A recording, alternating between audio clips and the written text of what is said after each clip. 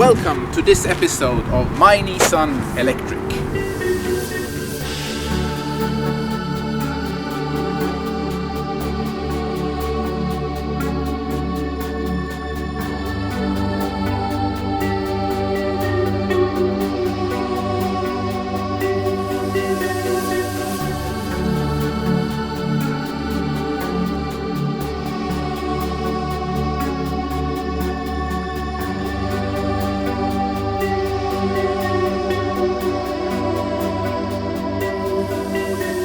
The final countdown has started for my lease, and in a few days I will be returning my Nissan Leaf. So when you are watching this, I might not be an electric car driver anymore. I had my car now for 2 years, and for you people that followed me on the internet during this time and saw my movies, know how happy and satisfied I am with this car. You know that the main reason why I'm driving an electric car is the environment aspect. The car is not depending on fossil fuel that is pumped up from deep under the seabed. But does one person's effort matters when there is a strong resistance? On top of that, some people have a passion, a belief that is heading in a complete other direction, but showing myself as an example might influence someone out there in a way that you don't expect to make a decision heading in the direction of my belief. But I can also understand people's fear about driving an electric car.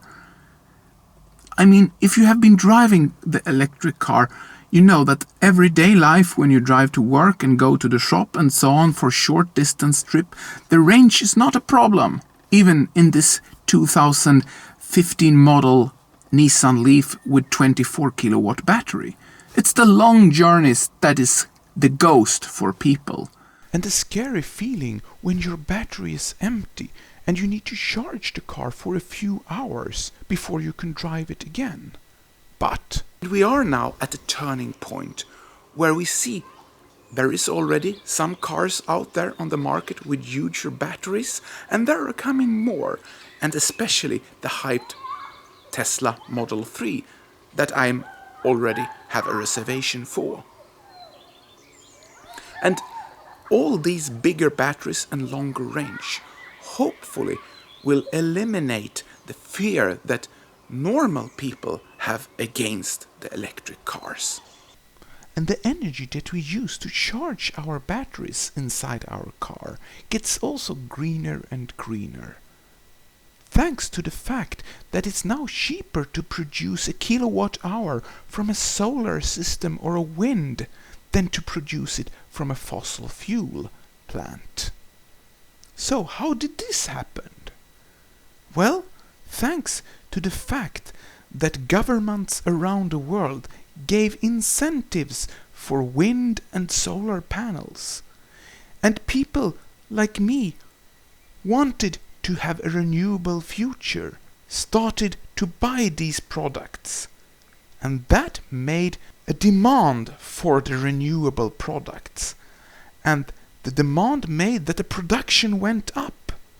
And when production went up, when you do the same thing over and over again, the price goes down. Will the same thing happen with the electric car? Well, some people say it will. My decision and your decision is important for in which direction our future will head.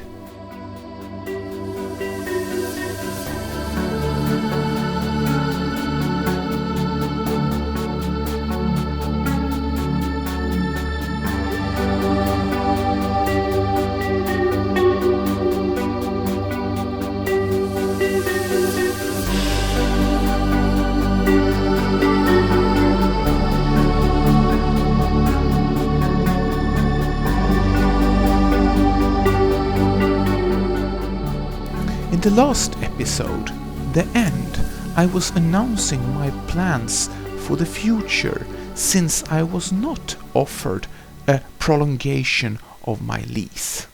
I got a lot of comments regarding the fact that I made a decision that I will not continue to drive electric car until Tesla will arrive with its Model 3.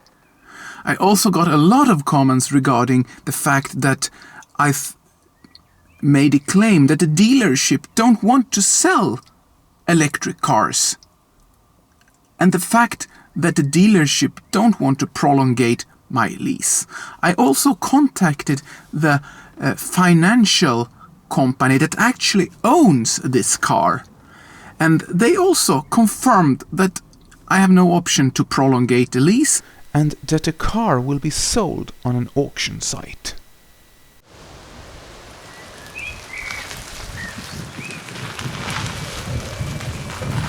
Many of the comments suggest that I should buy a used electric car while I wait for the Model 3.